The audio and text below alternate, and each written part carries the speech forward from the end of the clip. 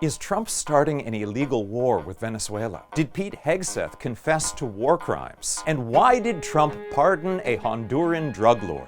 As of filming, America has bombed at least 23 sea vessels near Venezuela, taking the lives of at least 87 civilians that the Trump regime alleges were narco-traffickers. We're blowing the Venezuelan narco-terrorists. We're blowing them the hell out of the water. And Trump sounds like he might be planning a ground war. We'll be starting to stop them by land also. 3 key facts. Number 1, this doesn't look legal. Only Congress can declare war. But Trump's not interested in a war declaration. I don't think we're going to necessarily ask for a declaration of war. I think we're just going to kill people that are bringing drugs into our country. And if this isn't a war, if this is just law enforcement, then there have to be warrants and due process. The Trump regime has not publicly presented any evidence that any of the people they have executed were doing what Trump claims. We're going to kill them. You know, they're going to be like dead. There's a technical term for executions carried out without congressional authorization of force or judicial process. It's criminal homicide.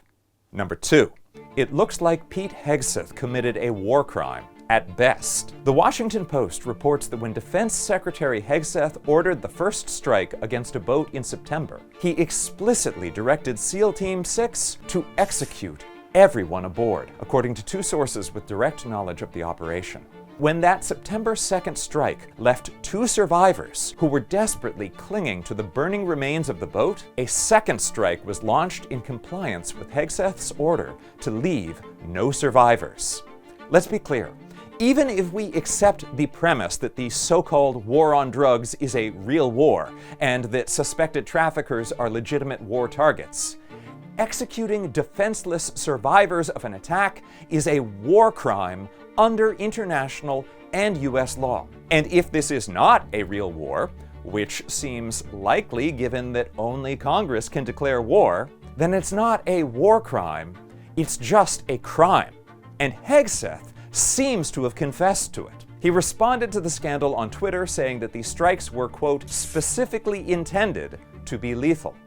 I guess now we know why the Trump regime took it so personally when Democratic lawmakers told service members not to obey illegal orders. Hegseth has since tried to walk back his tweet confession. This is called the fog of war. Number 3. The reasons Trump has given for attacking Venezuelan boats make no sense. Thousands of people are dying because of those boatloads of drugs, fentanyl. Venezuela doesn't make fentanyl. If a controlled substance really was on any of these boats, it would have been the kind of white powder that was passed around at parties with teenage girls that Trump allegedly used to frequent. Also, it's hard to believe Trump really cares about stopping narco-traffickers when he just pardoned one. Ex-Honduran President Juan Orlando Hernandez, who was serving a 45-year sentence for conspiring with El Chapo to traffic drugs into the US. Why did Trump do that? It seems to be part of his obsession with buddying up to corrupt right-wing strongmen. So is the bombing of Venezuelan boats really about stopping narco-terrorists? Or is this a desperate ploy to change the subject from Trump's role in the Epstein files, his failure to deliver on his #1 campaign promise of lowering prices, The word affordability is a Democrat scam, and the fact that 60% of Americans now disapprove of his job performance? I'd like to hear what you think. I'm Allan Piper at apiper13 and Piperama. Follow Courier Newsroom to stay on top of this developing story.